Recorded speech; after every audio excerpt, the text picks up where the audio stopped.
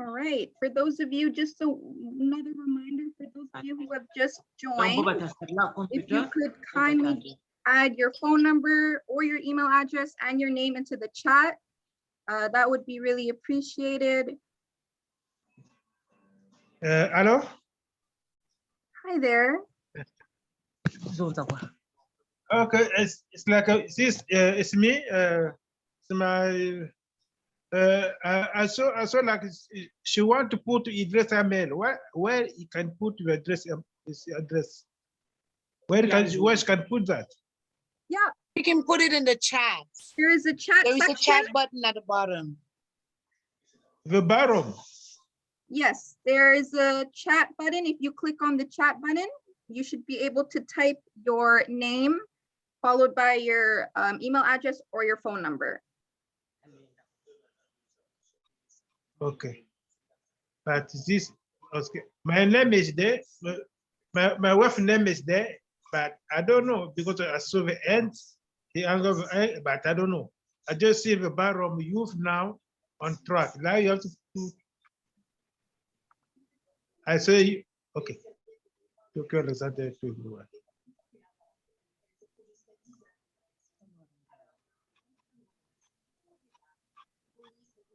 right, we'll just give it a few more minutes. Okay. Thank you everyone for putting down your information. Your name, your phone number, and your email address. In the chat.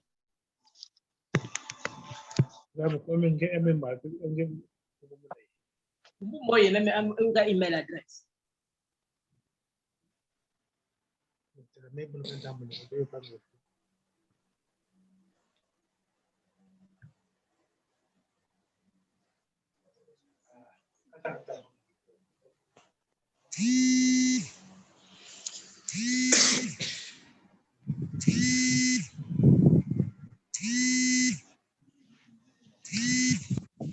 Yeah, Jay.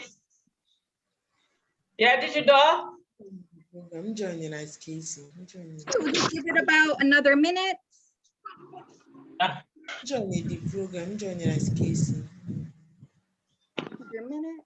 For those of you who have joined us just now, if you could leave your name, your email address, and your phone number in the chat.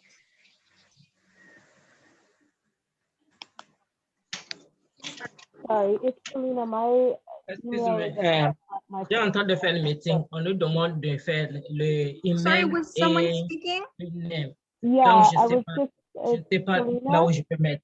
I had put my email at the top. I just added my phone number, so it's not together.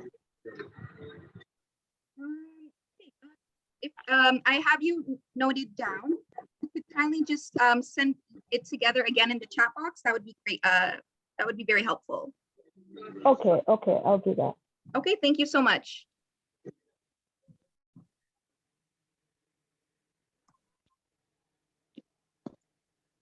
Okay. J'ai demandé, mais on est en train de me dire. For those of you who have just joined us again, if you could leave your name, your phone number, and your email address in the chat box. Appreciate that. C'est où? Je sais pas.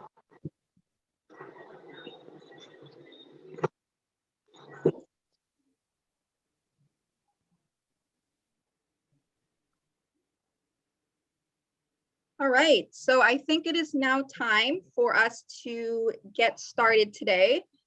So thank you so much to everyone who has joined us today on our second workshop for the mental health support workshop.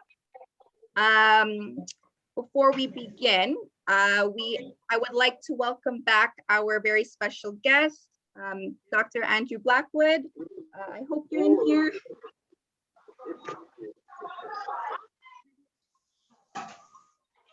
My email address is Lidi Nganga. So, Nicole, are you able to mute some persons, please, because we can hear clearly. Can we maybe mute as we join? Numéro de téléphone.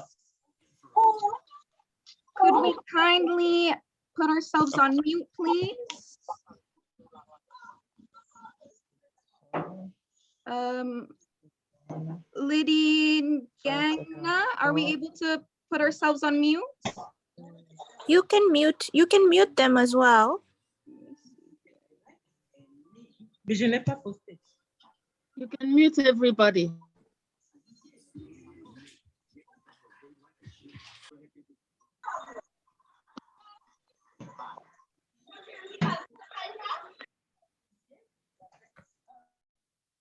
All right. Sorry about that, everyone.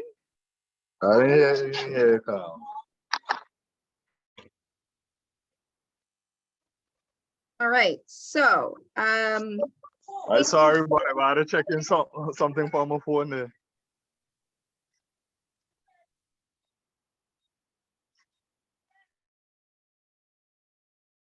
okay. All right. Sorry again. So again, I would like to thank everyone for joining us today on our second workshop for the mental health support. I would like to welcome back our previous guest that we had, Dr. Blackwood, who is here to join us. And for today's workshop, he will be discussing the 3 simple ways to heal relationships and improve mental health at the same time.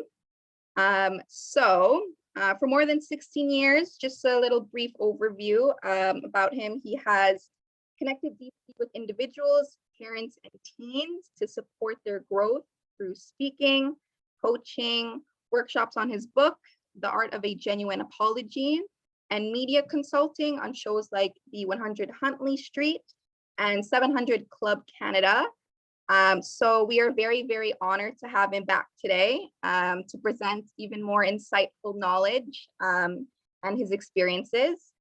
So I will take the floor and hand it over to you, Dr. Blackwood. So yes, thank you so much for joining us again. Thank you so much for having me. There are so many people on the call. This is wonderful. This is really, really great. When you have a moment, could you allow me to share or make me host so I can help with that? Of course. I know it's a good thing when there are so many people here, and then it also poses some challenges. I am one who's very familiar with Zoom. I've been using Zoom for years. And then one meeting I was called to lead this meeting, and let me tell you, nothing worked. Okay, nothing worked. I practiced and nothing worked. So technology doesn't always work when we want it to, the way we want it to, but isn't that the way life is too, right? So we get to roll with it. So I know most people don't have their cameras on, so I can't see everyone, and that's okay. But I want to get a sense of who's on the call today before I jump in. So if you are a parent, all right, right? People are turning on and saying hello. I love it. Okay, if you are a parent, okay, either put parent in the chat, or raise your hand or something. Let me know how many parents are on the call, because I want to tailor. Okay, I'm seeing some hands there. I want to tailor what I'm talking about to you. I know, yes, I'm seeing lots of hands. Okay, so I want it to be relevant. So okay. So we're seeing some parents, okay, so it might be half and half, okay? All right, some parents are bigging up their children. I love it. Okay, so what I love about this is there's a good mix of people here. So what we're gonna do is I'm gonna go through my presentation. I'm gonna show you some slides. And if you have specific questions, I want you to save them till the end. And then we can tie in different perspectives at this point, okay? So let's see, still waiting on the permission to share, but some people are new to me, so I will introduce myself again. I am here, my name is Dr. Andrew Blackwood, also known as Coach Drew, and I call myself the healing communication coach. Okay, so that is what I do. What I do is centered around healing communication. And there are 3 simple things that we're going to get into today that will walk us through simple ways that we can improve our relationships. We can bring healing to our relationships, but then we can also improve our mental health, right?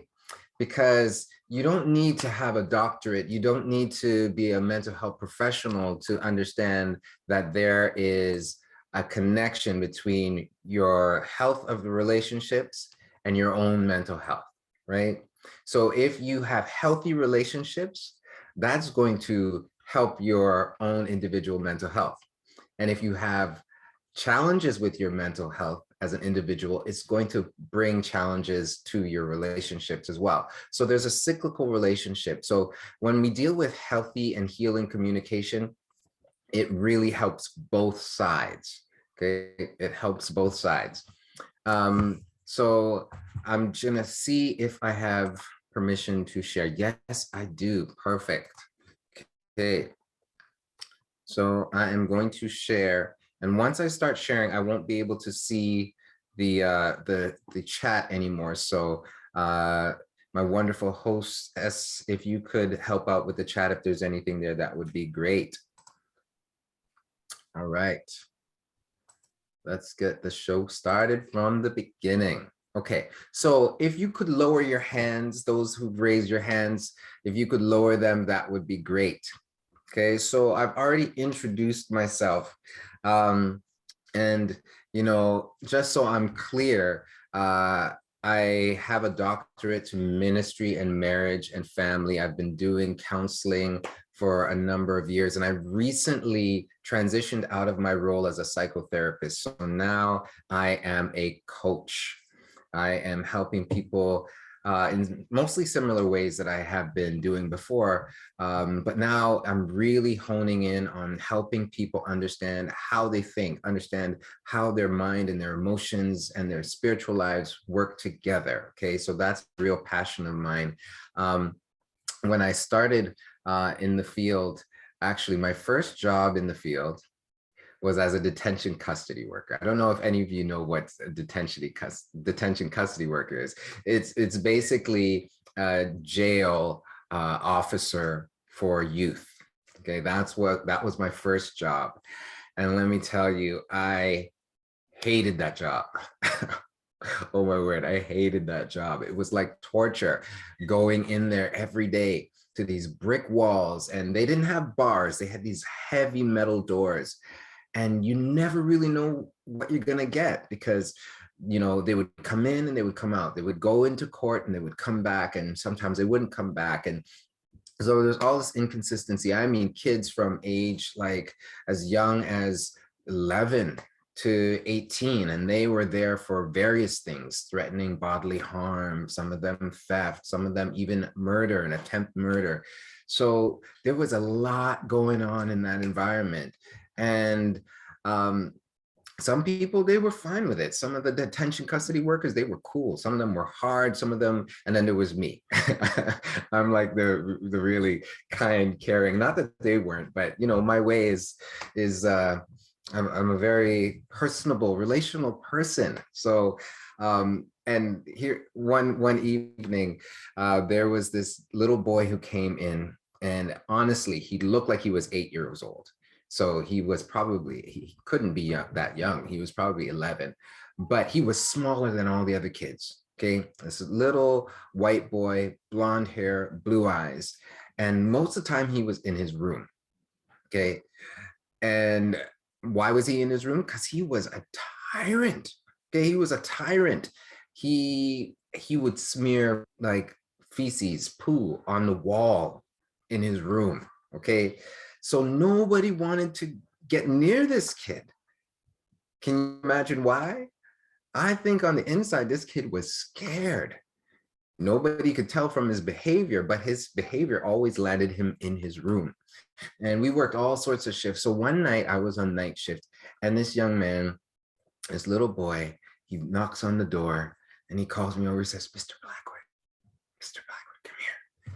So I go over to the door and he said, I just have a question for you. And he asked me, why are you so peaceful? He could recognize that I had a peace that he didn't have. And that really, really, really moved me. I've never forgotten. This was like almost 20 years ago. And it moved me to move not just beyond working outside of the jails, but to really, really understand what's going on for people on the inside, because it doesn't always show, right? The health of the degree of a healthy relationship is going to be measured in quality, right? Quality. What is the relationship really like? Do we know people? How do you know people? If you don't know how somebody feels or what somebody really thinks, do you really know somebody? Right? Especially with kids, because sometimes they don't have the language to talk to us. So that's what we're really going to get into today. Like, how do we know people? How do we love people, ourselves included? Right? So, and I want to use this as a backdrop to understand what we need as people, whether we are white, Black, Asian, East Asian, whether we come from here or there, regardless of how old we are. I believe there are 3 core needs. And I come from a Christian perspective. So I want to share this from my lens. And I think it's relevant to all people. Now, we do not as people survive well in an environment that has a lot of fear in it. And I know you guys know what we're talking about, because there's been nothing but fear on the media for the past few years. And some of us have dealt with fear all our lives, but it's coming nonstop. It's going to have an impact on us. We're not designed to, be surrounded by fear. What we're designed for is, and environments that we thrive in, is where we feel safe, where we have soundness of mind. That's important. Where we have love, where we feel significant, where we know that we matter. If we're gone, people are going to miss us, right? When we're here, we make a difference. People see us, they know us, we belong to them. And then there's power. There's the ability to be strong, to be able to impact change, where your choice matters, your voice matters. When we don't have these things in our environment, then we don't thrive, we don't do well.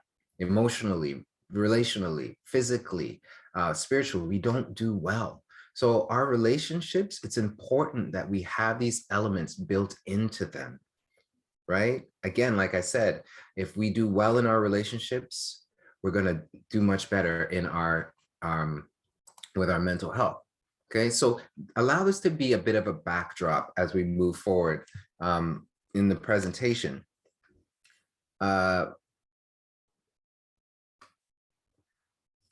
This is one of the things that happened to me a lot when I was in detention, working as a detention custody worker. Like prayer, okay? Prayer, that's one of the things. I grew up hearing prayer changes things, and I believe that prayer changes people too, right? And it's not just people on the outside, like you want people to change, like prayer changes us. But there's all different kinds of prayer. This is the first thing we're going to talk about. And I want to share with you how prayer connects to our relationships and to our mental health. But there's all different kinds of prayer. You can pray without saying a word. There's prayer of tears, right? Because sometimes we don't have words. There's the kind of prayer of mourning. And then there's, the breath prayers, like, thank you, God. But then there's the fear-based prayers, okay? Fear-based prayers, like, oh my God, help me. Like, where you just begging, you're begging for help, And while we will find ourselves in situations where we, like in the dream before, where we feel powerless and things are out of control and we don't do well in that, there will be moments for that, but ultimately, we want to be moved to a place where we actually do have strength and we do have power and we can affect change. But ultimately, in this crazy world, this crazy time, we realize that things are going to be out of our control. And that's beautiful to have, a relationship with God, a belief in God, that ultimately he does have control. So we want to appreciate what communication with God looks like, because prayer can be like, God help me, treating him like a genie, or it could be something a little bit different, right? And here's the connection between prayer and our mental health.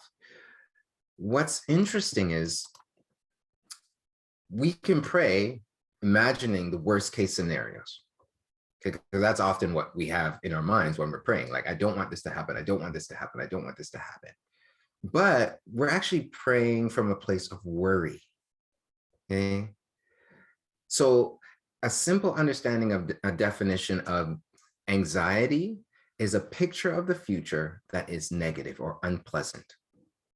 Okay. If anybody imagines the future and they see like a horror movie looking back at them, right? If that's what they see, they're going to feel anxious. Okay? They're going to feel anxious. So it's important that we not stay there, because if we think about this thing over and over and over, it's going to reinforce what that feels like. It's going to reinforce that sense of powerlessness. And for a lot of people, anxiety rolls over into depression. When they believe that they can't impact change, when they believe that nothing's going to be different, then they feel powerless. And then they can also feel depressed, right? So sometimes when we're praying, we're reinforcing these negative things, and we're actually making ourselves feel worse. And when we feel anxious and we relate to people out of anxiety, a lot of times, especially when it comes to parenting, we parent out of fear and love, but it's experienced as control, okay? And that's not helping us, it's not helping them, right? Good intentions do not always equal good outcomes. It's important to remember that. Now, I'm getting these indications that hands are going up, which is great. Now, what I would love for you to do is either put your question in the chat or write it down for me. So when we come to it, we can take all the questions, right? Good, we got a little bit more time. So I wanted to really illustrate that what you picture, what you imagine really matters. Not only does it affect how you feel, but it also affects how you relate to people, right? It informs the relationship. So when we start to pray from a different perspective, when we actually start to think about what it is that we want, and when we start to meditate on the things that are good, the things that really inspire hope, the things that encourage us, we actually feel different. I was talking to a mom today, and she was telling me about what her concerns are. And we started to transition. Well, what do you want to see happen, right? What is it that you actually want to see happen? And when we start to, because sometimes people say, well, I don't know what I want to see happen. Well, the opposite of what you don't want to see happen is what you do want to see happen. And it's really that simple. When you write it down, you could say, this is what's happening. This is what I'm concerned about. And this is what I want to see, right? Chances are what you want to see and what God wants to see is the same thing. We want people to be well. We want people to be healed. We want people to be happy. We want people to feel confident for ourselves and others. So when we start to fill our minds with these good things, guess what happens? We feel different, right? And then we realize we don't have to change the situation. We don't have to control people in order to impact change, right? When we change, the dynamic changes, right? It's like any kind of system. Any kind of system you have, once one part of the system changes, the rest of the system changes as well, okay? So prayer really does change things, and it also changes people. And the primary person that we want to change is us, okay? So let's talk a little bit about number 2. Number 2 is journaling. Now, I use journaling as a form of prayer.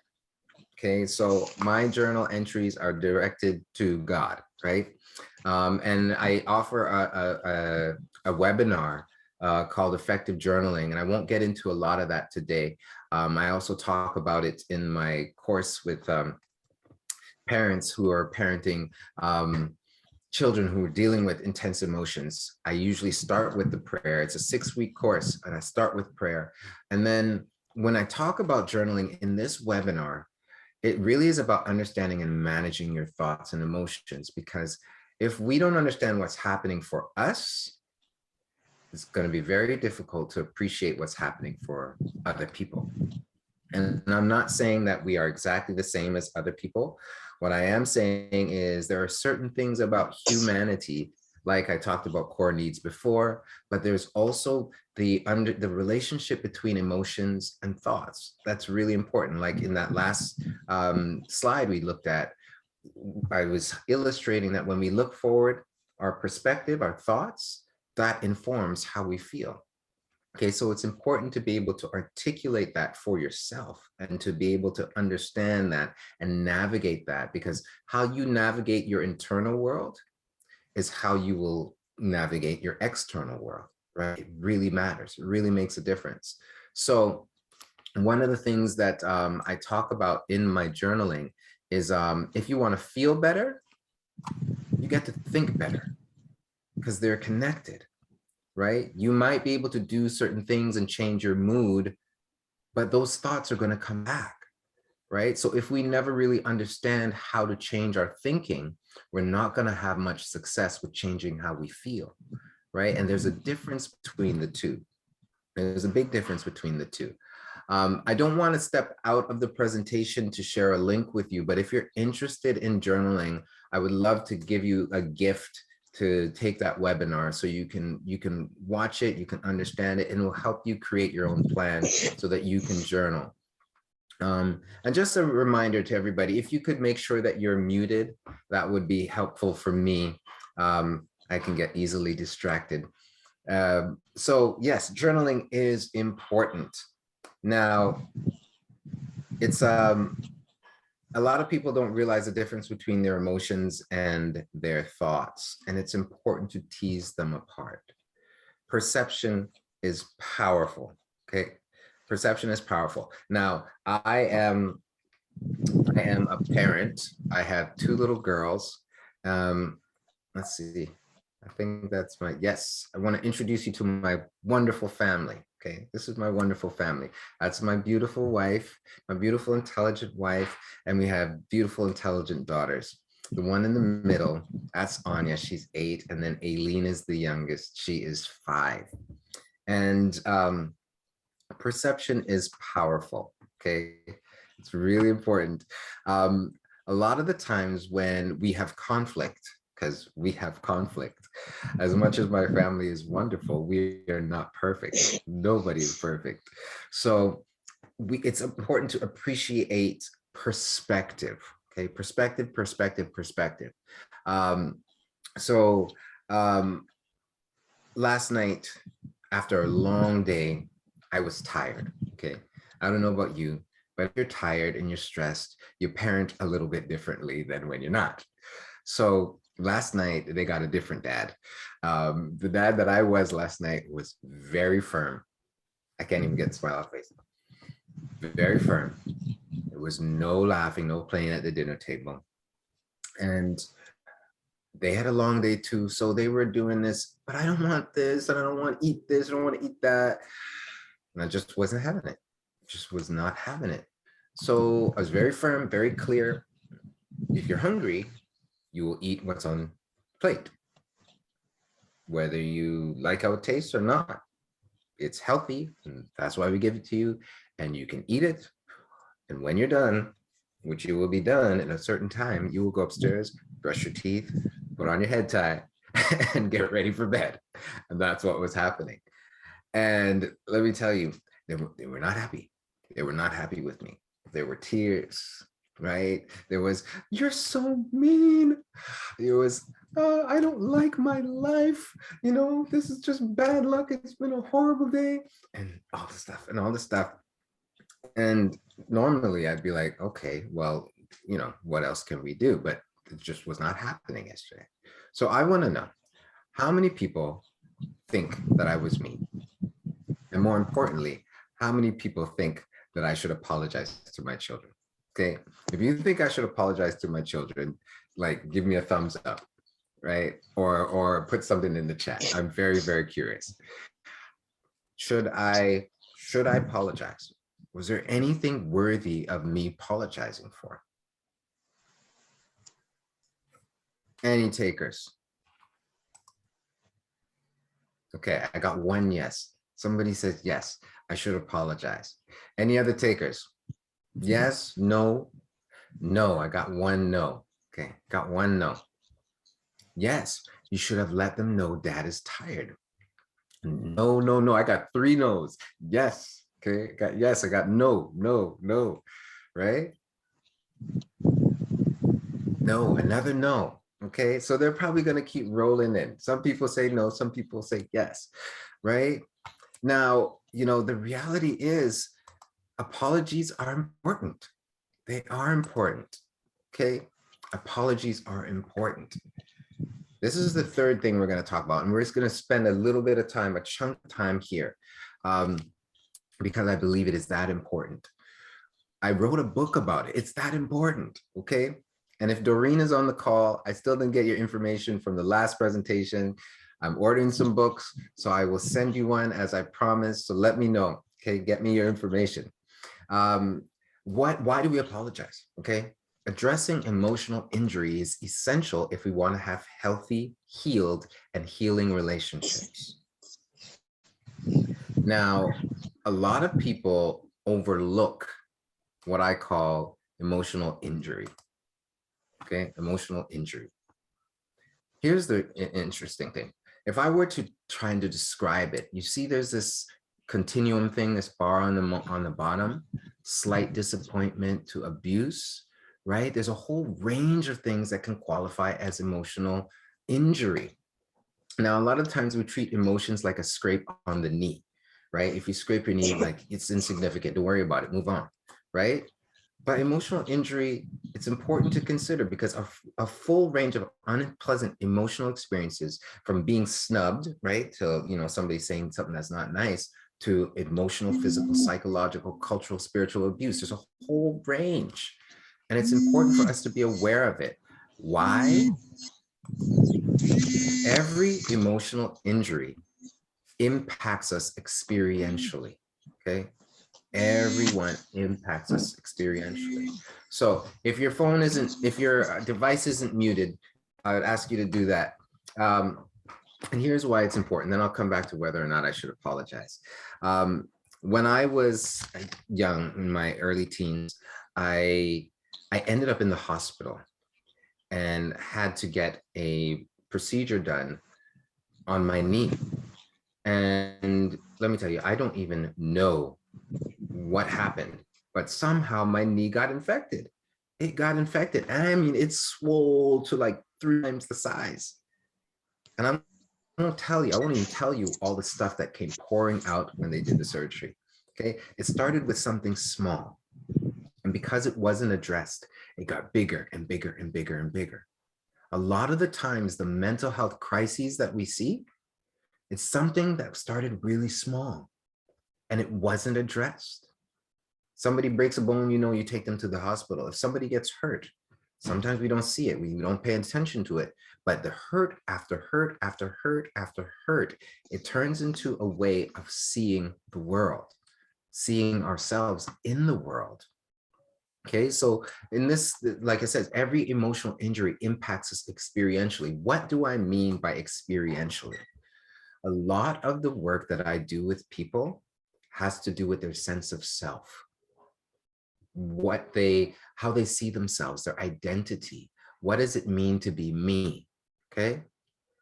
Not only is there what we call self-esteem, or it's like a cognitive understanding. It's like a concept of yourself based on information. Like, I know myself to be Dr. Andrew Blackwood, Coach Drew. I am a Black Christian man. I have a family. That's information. However, to know yourself up here one way and to know yourself in here another way is very different. Experientially means, what does it feel like to be me? What does it feel like to live my life, right? When I work with people, we work on that kind of level, because often what you see is not what you get, right? check this out.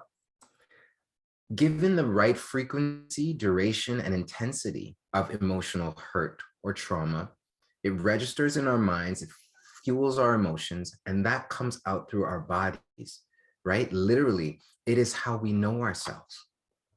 And it makes its way into our personalities, our behaviors, and our choices. A lot of times people are confused when they see people doing things and it doesn't make sense to them. But if you knew their story, it would make sense, right?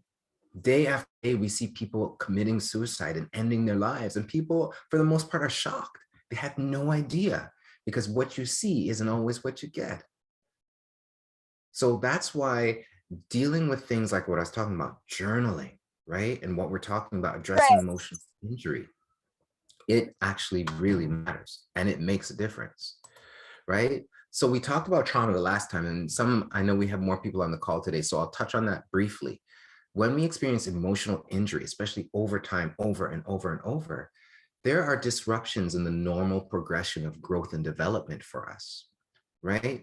So sometimes we see 17-year-olds behaving like 8-year-olds in the moment. And I mean, a lot of things happen in our world. It might be brain development, it might be this, or it might be that. But by and large, a lot of people, even 30s and 40s, 50s, 60s, they don't always act their age, especially in a relational context, especially when there's stress and there's pressure. Sometimes they behave like children. And there's no judgment, right? It's no judgment. I think it's important to understand what happened to this person, right? It presses pause on their emotional development. And it also moves us to extremes. It can be one way, one moment, and the next way, but also most importantly, the way that we think is in extremes. It's all or nothing, right? It's always this, you never that. Why can't you this? And it informs how we relate to ourselves first, how we relate to God, but also how we relate to others, okay? And like I said earlier, it moves us to control things or people when we feel anxious, because that's what helps us to feel safe. Okay, so addressing emotional injury is important. It's really, really important. So this is why it kept on coming up in my work with people. People didn't have a really effective way to address emotional injury. Whether or not they loved the person wasn't the issue, right? Whether or not the person loved them wasn't the issue. Very rarely do I meet parents who I question whether or not they love their children.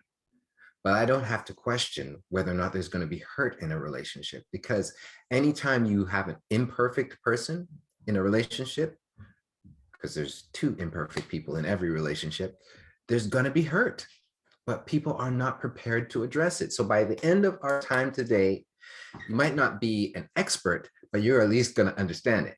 And the more you practice it, the better you get at it. And a lot of people don't like the idea of practicing to apologize, okay? A lot of people don't like it. And I know why. I know why most people don't like it. We're gonna get into that today. Empathy, empathy, empathy, empathy. What is empathy? Okay, empathy is actually one of the values woven into a genuine apology, okay? You cannot apologize to someone and address their emotional pain without empathy, okay? You cannot do it. If there is no empathy, and there are 4 other values, but I wanted to really unpack empathy today, because if you are in touch with your own pain and you heal and you deal with it, you're going to be much better able to support people in their pain, okay? So feeling what others feel is important. That's essentially what empathy is. Do you have the ability to feel what other people feel? If you don't, guess what? They're not going to feel connected to you. If you do not empathize with somebody, they're not going to feel connected. So even if you love them and you want to teach them, you want to show them the way to go, you have wisdom to share, guess what? They don't care. They don't care, and they won't care. I heard somebody say it this way: people don't care how much you know until they know how much you care. And a lot of the times we are raised in environments where they didn't have time. I should say, it wasn't a priority to show us care. The priority was to make sure you survive and that there's food on the table and that you don't get thrown in jail, that you follow this and you follow that. There was no mention of emotions, none. And what we have is a different world, a different culture where there's a void. But if we go back to those core needs at the beginning, people want to feel connected. We're relational beings. We need to be connected to each other, right? In a way that is genuine and is true. So I want to acknowledge, go back to my moment with my children, okay, at the table, whining because they wanted what they wanted. In my perspective, I was not very empathetic in that moment. I really was not. I really was not. And I don't feel badly about that. I really don't. Okay. While they might have experienced emotions that are not pleasant, and while they might be thinking things like, you're mean, right? You're this or you're that, my life, those are their thoughts. But just because we have thoughts, don't make those thoughts accurate. It doesn't make those thoughts true, right? So was I hurting my children? No. Were they unhappy with me? Yes. Did I do anything wrong? According to my, in my estimation, no. Right? Someone in the chat mentioned, well, you should have told them that you were feeling tired. And, you know, my children would say, but Daddy, you're always tired. So they know that I'm tired, right? And I do agree, it's good to let them know, right, what's going on for you. But just because your children are upset doesn't mean that you've hurt them, okay? There's a big difference, but perception is powerful, okay? When it comes time to engaging and working through whatever happened, it's going to be important to be able to acknowledge their perspective and to be able to empathize. But empathy does not mean that you agree with their perspective, okay? And that's going to be important because that's one of the reasons why people do not apologize, okay? Let's talk about emotions real quick because we talk a lot about empathy, but if we don't really understand what emotions are and how they work, then we're going to still be at square one, okay? As you can see, there are a lot of words going up there. Would you believe that we have upwards of 2,000-3,000 emotions? We have lots and lots of emotions, and we experience emotions all day. We experience multiple emotions in a given moment, in a given scenario, right? That's in fact what, in my estimation, a mood is. When you're in a bad mood, it's probably because you're feeling several unpleasant emotions.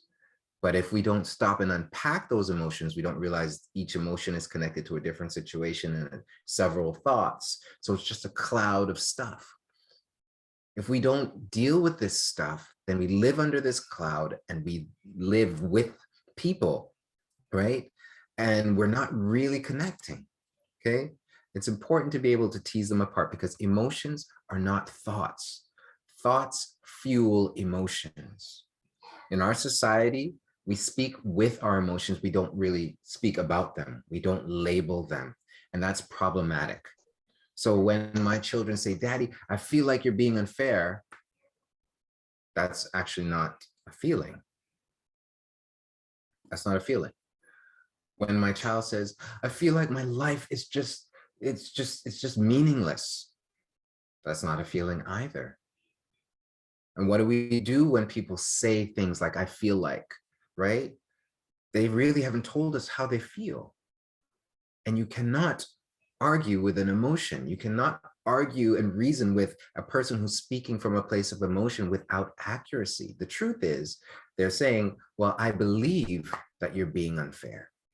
A belief can be wrong, an emotion can't, right? I believe that my life isn't working the way I want it to. That's a thought, right? When people start to label their thoughts as thoughts, then they start to realize, oh, I'm actually telling myself that my life isn't good. That's where the power is. It's so important to understand that. When you realize, okay, if If you can hear me, make sure your stuff is muted, please. Do I have power to do that? Exercise some power. Don't want to be listening to somebody's conversation. But yes, so what I was saying is the power in terms of shifting where we are emotionally and mentally is understanding that our emotions are fueled not just by circumstances, but primarily by our thoughts. If we don't understand the difference, then we're going to feel stuck and trapped. Okay, that happens quite often. Okay, so we experience emotions every day. It's going to be important for us to be able to understand that. So before I get into how to apologize well, before I get into that, we're going to talk a little bit about what a horrible apology is. Okay, horrible apology. I'm sorry if you feel that doesn't qualify as an apology at all, at all, at all. And I know you guys are going to go home and practice. So I want to set you on the right track. Okay. I'm sorry if is not an apology. It's actually a setup. You are going to be very insensitive if you say these words. I'm sorry if you feel like I was unfair. No, you're not sorry. You're not sorry. And the person who's hearing that, they know you're not sorry either. So I'm sorry if once you hear somebody, if it comes out of your mouth, swallow it back, rephrase it. If it comes out of somebody else's mouth, you can kindly let them know. If you're not ready to offer a genuine apology, then I'll wait till you're ready to offer one. Okay. I'm sorry, but if there's a but in your apology, it's not working, right? The but is a conjunction. It joins two phrases together, but it also cancels out the first one. Okay. So if you say, I'm sorry, but I had to, I'm sorry, but it's not going to work. The same thing is true. I'm sorry, but you, like, I'm sorry, but you make me so. That's not an apology. That's not an apology at all. So as you can tell, if you use the word sorry, it does not automatically make it an apology, nor does it make it an effective apology. Okay. An effective apology, you don't even need to use the word sorry. You don't even need to use the word sorry at all. Okay. When we are dealing with children, and this is why it's important, if any of you have young children, it's really, really important to start modeling this for them. It's really important to model it. And I know in some cultures, there's no such thing as an apology. Maybe some parts of the world, there's not even a word for sorry or apology.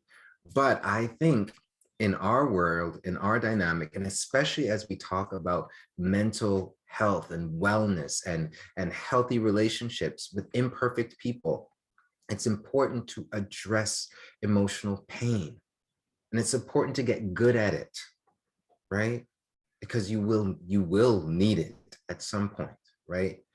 So children, they go through a lot of change and they don't have the language. It's our job as older people to help them cultivate that language. And I said before, children learn more from what they see you doing than what they hear you saying, right?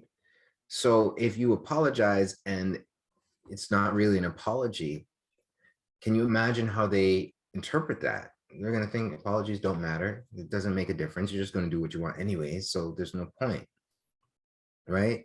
Or they might see sorry as a sign of weakness. It's important that we get this part right. Okay? There are 5 essential values woven into a genuine apology. And this is where we get really challenged. This is part of the reason why people don't apologize. Apologizing requires humility. It does. You cannot say that you're wrong without acknowledging that you are not perfect and that you didn't do something right, whether you intended it or not. It's so important. It's so important. When I worked in those jail environments and even in community with people, there was a hardness about people. There was a hardness. I'm an approachable person, and I guess I'm just called to do it and be this way. People eventually they soften up and they open up and they become vulnerable. And then you start to hear what's really going on, right? When we apologize, it's important for us to be vulnerable, to say, okay, you know, this is where I went wrong, okay? And empathy, we talked about already. Responsibility, a lot of the times we want our children to take responsibility. And it's a double-edged sword. It swings both ways. If we hurt them and we don't take responsibility for it, what does that tell them? Right? Accountability, that's woven into it too, right? Accountability. If you apologize and you do the same thing over and over and over, you're not really being accountable, right? So that's critical. So let's talk a little bit about this. The purpose of the process, okay? It seeks to prevent re-injury. So remember what I said earlier, a psychotic break or something like that, really challenging mental health crisis, does not happen overnight, usually, very rarely. It's been something that's been happening over and over for a long time, right?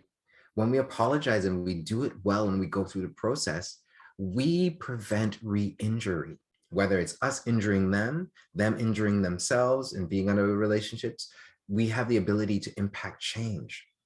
And we don't want to miss the opportunities 1 week, 1 month, 1 year after year after year, because hurting people hurt people, right?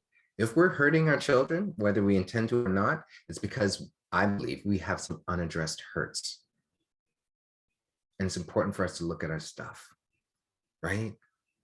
Because healed people heal people. And I know that I'm not done. I've got some more healing to do, but the further I go in my own healing, is the more effective I can be with other people. If we want to see our children change, our community change, we get to experience change too. And that is really, really important. No one, I've never met anybody who actually wants to feel sad, anxious, angry, depressed. Nobody wants to live that way.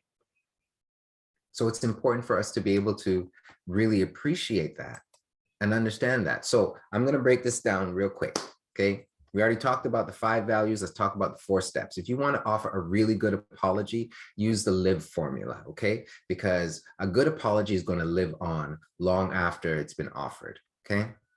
L, if you're going to apologize, it's important to list the specific behaviors that you are taking responsibility for. A generalized apology is not going to cut it, especially if it's been emotional injury over and over and over, or if it's a deep one. I'm sorry for everything that I did. That's not going to cut it. Not going to cut it. Step number 2, you want to imagine the impact. This is where the empathy comes in. And this is where you want to label the emotion. Let me give you a good example. Some time ago, let me tell you, I yelled at my child. It was a while ago, so I don't feel so bad anymore. I've forgiven myself. But yeah, I yelled so loud I scared myself. I scared myself. Okay, I forget scaring the child. I scared myself. I'm like, whoa, where did that come from? Where did that come from? So when I apologized, I apologized for yelling, right? And I imagine, well, yelling so loudly, I imagine that it scared her. And I put those words in. Remember when I was talking about connecting emotionally? When we label the emotion, the person starts to say, okay, you're actually, oh, okay, maybe you do get it. And maybe it does matter. That's where the empathy comes in. I don't know about you, but I've been scared before. And I know I wouldn't have liked that, wouldn't pleasant. So when you acknowledge that, you exercise that empathy, right? That starts to reconnect on a heart level, okay? A lot of the times we see hurt and pain and it comes out in aggressive behavior or inappropriate behavior in one shape or another. They're not going to school, they're not doing this, they're doing that, they're doing this. When you think about it, often there's a sense of hopelessness, like they've given up. They don't believe that they can impact change. And sometimes it's because they've been in environments where I can't do anything anyways. When we start to acknowledge where somebody's at and what they've been through, it really makes a difference to reconnect, right? So if we've hurt them, then we want to verbalize an action plan. Okay. This is not the same as explaining why you did what you did. It's important to understand why you did. So for example, that day I might have had a long and busy and hard day, right? But that doesn't make it okay to come home and scare my child, right? So if I say I had a long day and I'm sorry, no, that sounds like an excuse. Do not explain why you did what you did. Do not do it, right? Instead of explaining, you want to skip to the action plan, right? So when I apologize, I would say, you know what?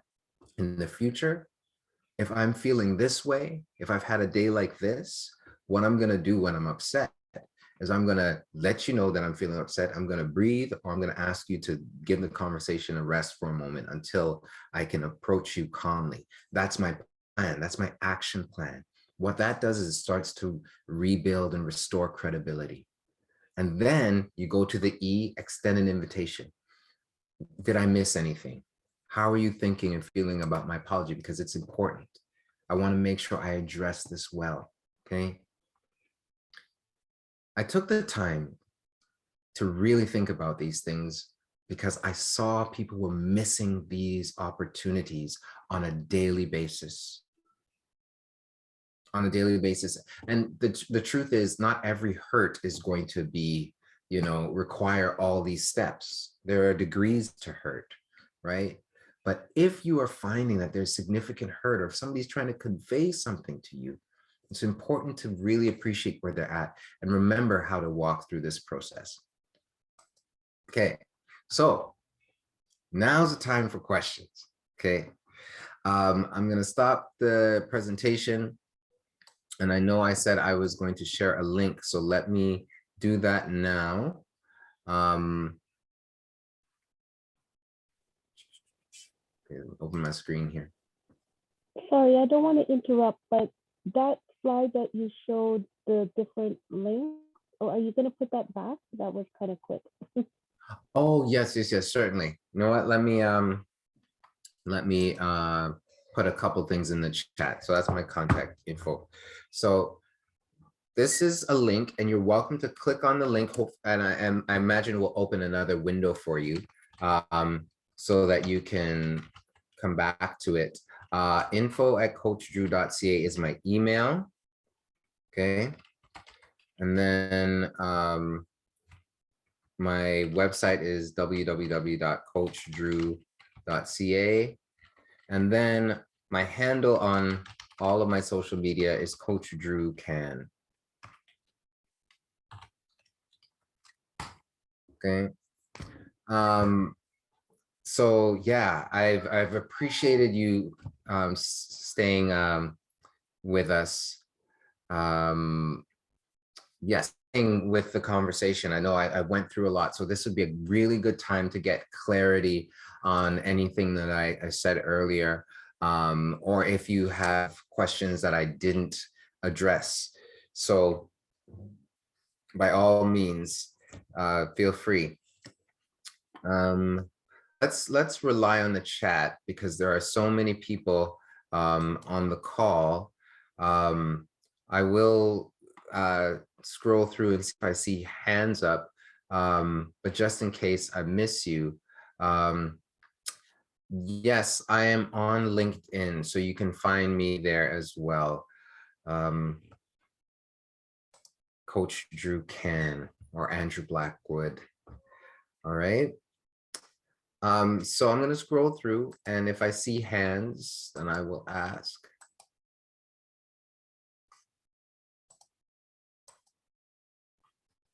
Okay, I see one hand, but I'm not sure if this is a question or your hand was up from saying that you're a parent. Is it Liddy?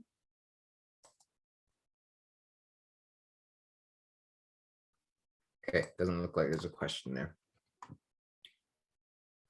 Okay. So Olivia doesn't see my information in the chat. It's probably gone up so quick. So what we can actually do is, oh, that's interesting. Nobody sees it. Okay, so what I'll do, I'll go back to the last screen.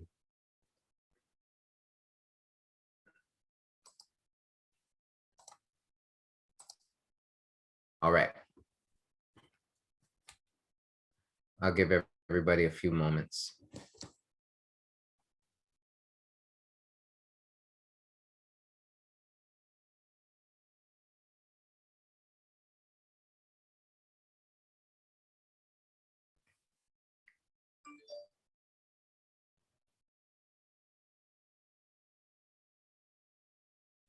Good. So there, yeah, the email is up there. The website address is up there. And good. Thank you very much. Thank you very much. I'm so here for you to ask questions. And if you want to ask me the question privately, I think actually I'm not sure if you're able to do that. Send it to me privately. That's fine. One of the questions I often get, okay, appreciate that, Latoya, is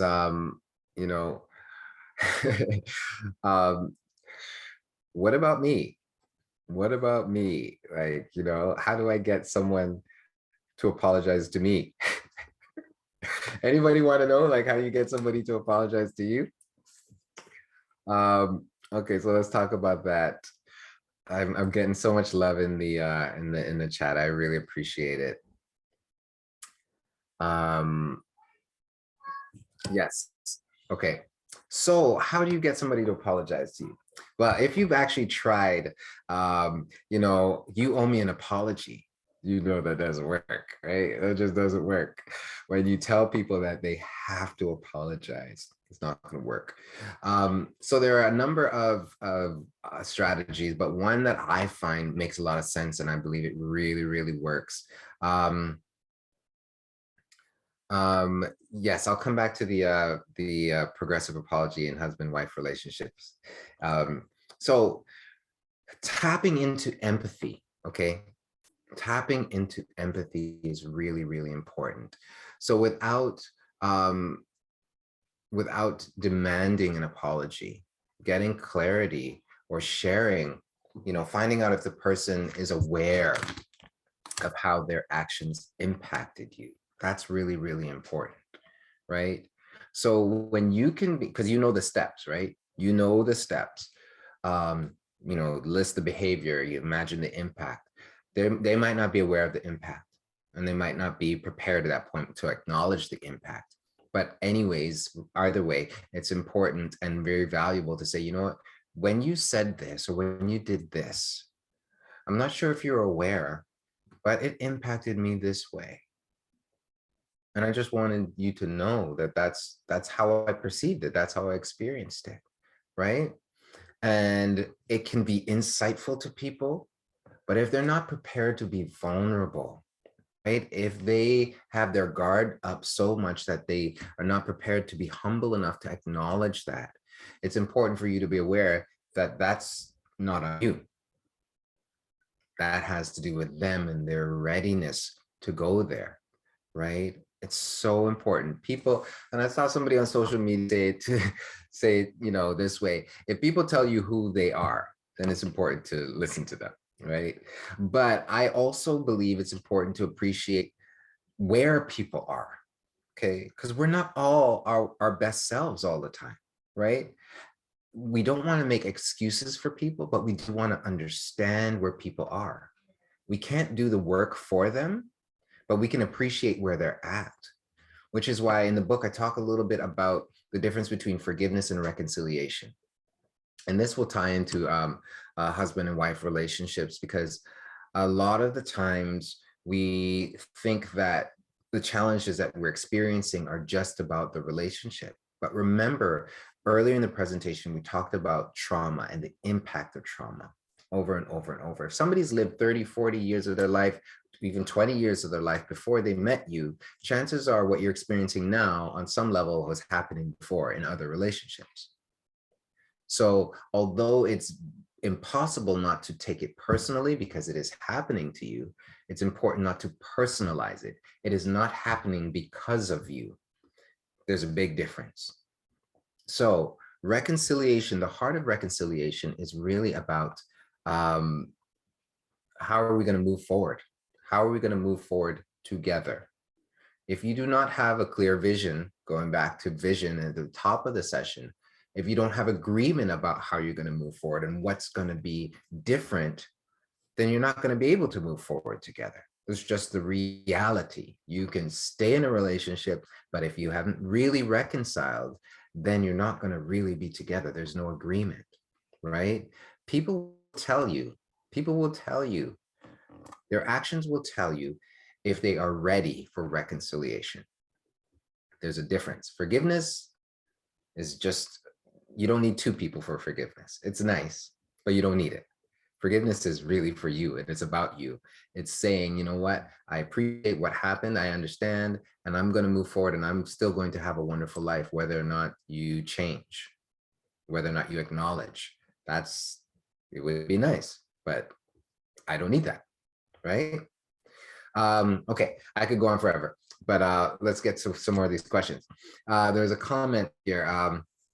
Yes, it would be nice because some people love apologies, but can't give them back, right? They're not used to, they're not accustomed to giving them back. I know that's right. But again, that's why when we raise families and we cultivate our family culture, because that's what we're doing all the time. Culture is not static. It doesn't just stay the way it is. It's dynamic. We either reinforce it or we change it, and we can change it. So when we raise little people in environments, or we cultivate an environment in a relationship, like I said, again, at the beginning, where there's safety here, where there's a sense of significance and belonging, when there's a sense of strength, like what you do matters, it makes a difference, then they start to really internalize that, right? All right. Should we apologize to people we no longer have relationships with? This is important. So sometimes, and it depends on what you mean by you no longer have relationships with. If you're no longer in a significant relationship with the person, or if you're not in contact with them at all, it really depends, right? Because sometimes I do believe in kind of discerning and praying and listening. And if you get prompted and you kind of clarify that, it might be really helpful to the other person. But sometimes it's not, right? I know there are 12-step models that encourage making amends. And I think more often now, where they're not forced to make an amend, they really want to assess the situation, right?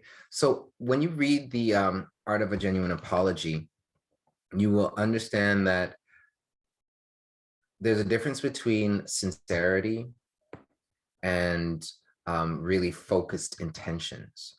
So when I titled the book Genuine Apology, The Art of a Genuine Apology, it wasn't really talking about sincerity. That's an element, but that's not the whole deal, because you can apologize sincerely to get somebody to shut up, right? And let's stop talking. I'm sorry, right? To get them off your back, or to free yourself of guilt. If your apology is self-focused, if it's about you and what you can get out of the apology, it's not a genuine apology, right? You're apologizing because you want to not only take responsibility, but you want to facilitate healing for this other person. If your presence is not going to facilitate healing, you're just going to make it worse by showing up, right? So it really depends on the context. It really depends on your intentions, right? And one of the reasons why vulnerability is one of the values there is because it puts you in a vulnerable place. Because the person might not accept your apology. They might reject it, right? They might get mad, or they might say, you know, I appreciate the apology, right? So if you are prepared to be vulnerable and to take that step, that's a good sign. But remember, ultimately, it's really about the other person, what's going to be best for them, okay? So thank you, Patrick. I appreciate that. listening today, I realized I wasn't really receiving an apology, but excuses. But can I now go back to that person, or is it wrong? Or is it wrong to go back to that person? Once again, it depends on the context. And I've given this a lot of thought. So it's important to remember that people sometimes explain themselves because they feel badly, because that's what they know, and they don't realize it's not really having a good effect, right? It's not effectively addressing the problem. And there's a difference between an excuse and an explanation. So you probably now have more insight about apologies than they do, right? So you get to take this information that you have and then appropriate it or apply it to the situation, obviously from my perspective, with grace, right? So if you choose to revisit it, it's going to be important for you to understand what your motivation is. So a lot of times we want people to apologize to us because we believe that we need them to. There's a difference between wanting an apology to verify that this person is aware and that they are committed to doing something different. That's worthwhile revisiting it, okay? But if you want to revisit it because it's going to make you feel better, right? Or you're not able to move on because they haven't apologized, that really has nothing to do with them. That really has, your freedom is not tied to another person's choice, another person's acknowledgement of the offense, whether it's real or perceived, has nothing to do with your freedom from my perspective. Because if we need people to take responsibility for us to be free, we may wait forever.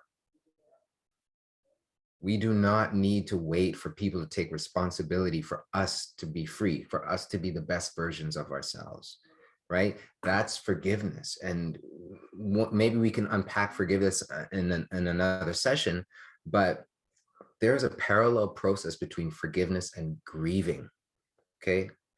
It's not the apology and grieving, it's the forgiveness and grieving. Because when there's hurt, there's also loss, right? Most of the times people don't realize what their actions have cost us.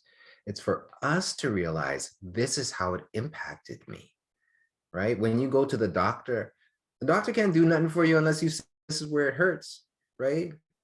It's important for you to know you and you to examine, this is why this bothers me so much. This is why it hurts so much. And then you get to then determine, are you ready to do something different? Because you're the gatekeeper of your life, right? You're the gatekeeper of these interactions. So if you say it's okay, no problem, I accept your apology, but there's really no commitment to change, you're actually setting yourself up for the same thing to happen. And I'm not saying that they intend to, right? Remember, change is based on understanding. It's not based on emotion. Just because somebody feels guilty and repentant doesn't mean that they understand why they did what they did in the first place. Doesn't mean that they've been healed from that, whatever it was that facilitated or caused that hurt to happen in the first place, okay? So another question, what about if your child doesn't have respect for you? Well, sometimes there's a larger picture. There could be multiple, I've seen it happen in multiple situations. But ultimately, when it comes to respect, it's going to be important to really understand the behavior that the child is exhibiting. What is at the heart of the behavior? Where is that behavior coming from? So once again, if we scroll back to the needs, the God-given needs that we have, sometimes those needs, when they're not met, they erupt in behavior that's not appropriate. But when we understand what that's coming from, right? Sometimes I've seen it where children, they're disrespectful because they don't feel safe, right? They're disrespectful because they've been hurt, right? If there's a dynamic and where it's interesting when you witness a parent being disrespected. Sometimes it looks like they're mimicking the behavior, right? So they disrespect the parent that's being disrespected. One would think that they would want to protect the parent, but sometimes things have been modeled, but sometimes there's this underlying fear, right? Or even anger, like, why aren't you standing up for yourself? Right? So there can be a lot of things. But I also want to comment, perception is important. Perception is important. I have an 8-year-old daughter, and she's very, very expressive. She's very expressive. And sometimes she gets that, you know, that thing going with the neck. And I get to tell her, listen, you might not understand that, but that is attitude. I don't want it. I don't want it. That's what that means to me. It may not mean that to you. And that tone, let's try it again. Let's try it again. Right?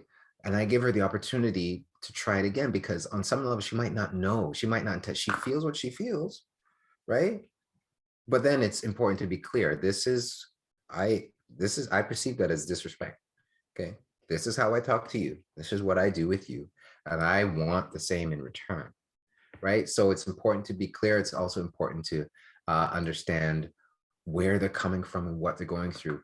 There's this whole thing about expectations. Sometimes our expectations, they're based on standards, and it's not wrong to have standards.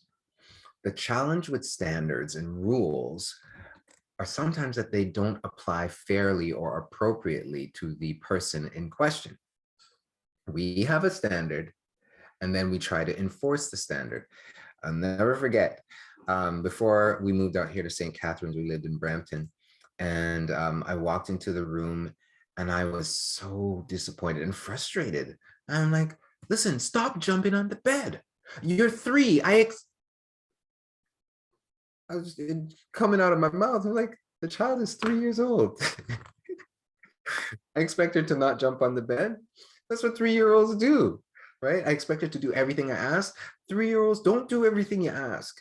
So the standard was appropriate, but the expectation that she would do it consistently, was just not fair. It wasn't appropriate for her age and stage of development. So it's important for us, even when we have standards, to think about, is this expectation fair and appropriate for this person in the situation? Okay. Okay, this is a really good question. Should we apologize to those who offend us? Ooh, that's a really good question. Again, without knowing the context, I'm not going to make a rule, but I'll speak to it first from this vantage point. Reality is, it takes 2 to tango.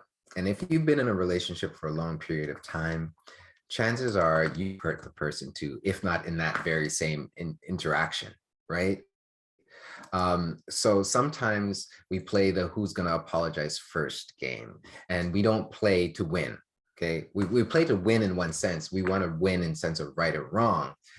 But if there's a race, it should be a race to apologize first. Okay, should be a race. It's best when it's a race for us to take responsibility first. When we take responsibility for ourselves, and I don't mean over responsibility, where you're taking responsibility for the whole thing. No. When we take responsibility for ourselves, the parts that we say, you know what, that wasn't the best version of me. I'm not proud of what I did. If I could do it over, I would do it differently. If you can answer those questions, if those statements come to mind, then you have something to apologize for, and you apologize for that. And here's why it's important. 2 things. Number 1, it gets rid of the blame game. Okay. When you are pointing fingers and waiting for the other person to apologize, you're playing the blame game, and nobody wins. Number 2, you get to model how it's done. You get to set the tone by saying, you know what, when this happened, I did or said this in this particular way. And that's what I want to apologize for. A lot of people don't apologize because it's all or nothing, right? If I say sorry, then they're going to think that this is okay. No, no, no, no, no, no, no. The more specific you are about what you're apologizing, it addresses that problem. So if you apologize for something, you could tell, I'm apologizing for my timing. When I address a situation, I addressed it in front of other people, and that's not fair. I wouldn't like that. So I apologize for, you're not saying what you said wasn't true, right? Okay. All right.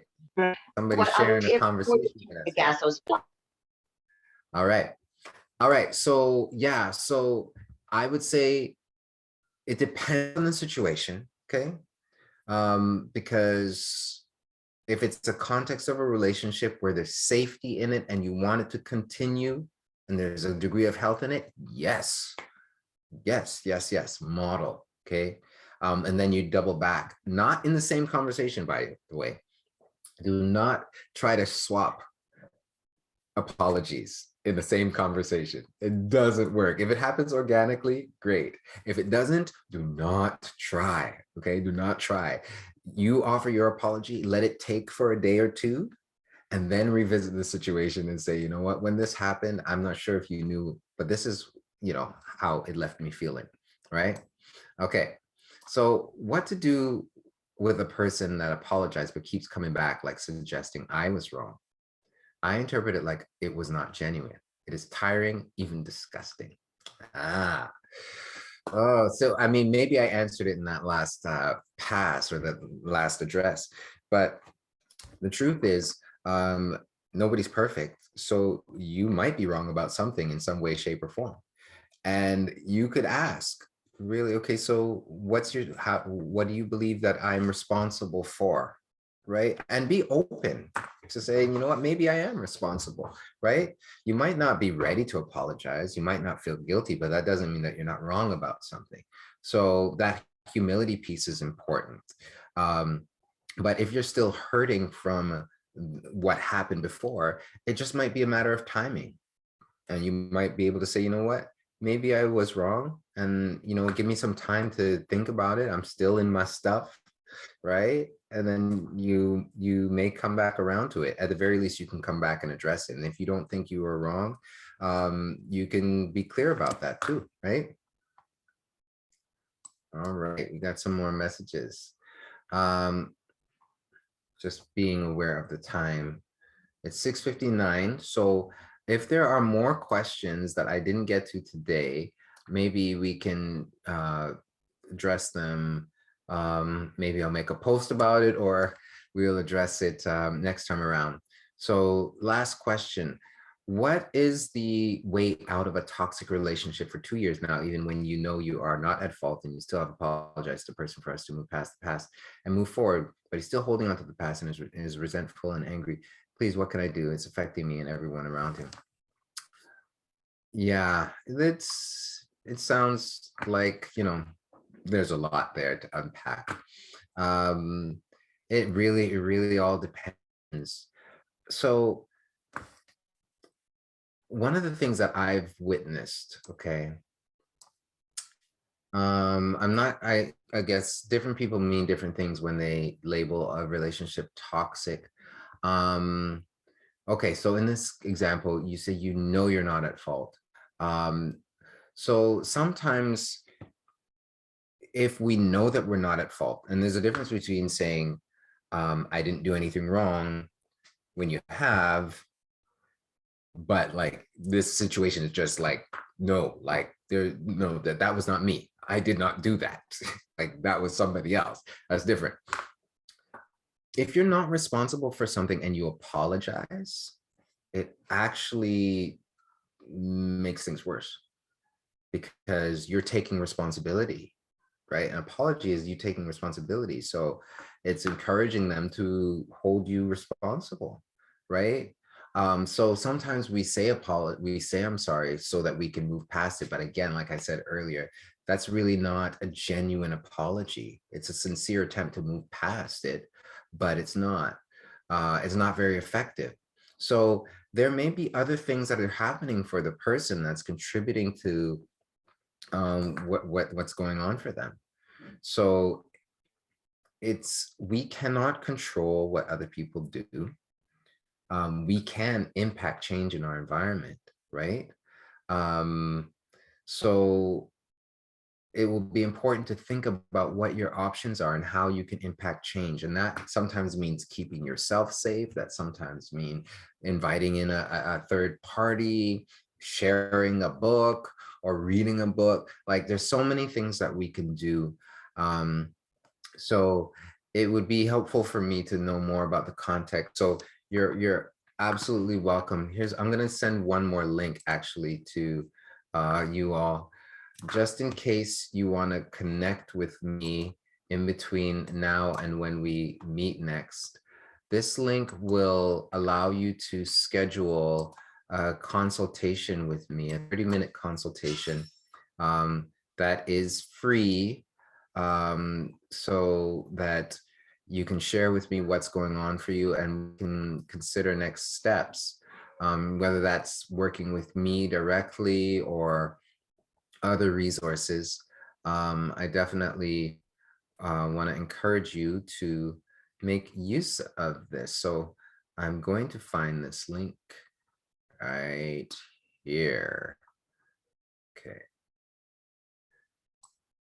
There we go. I'm going to put it in the chat and hopefully you see it and can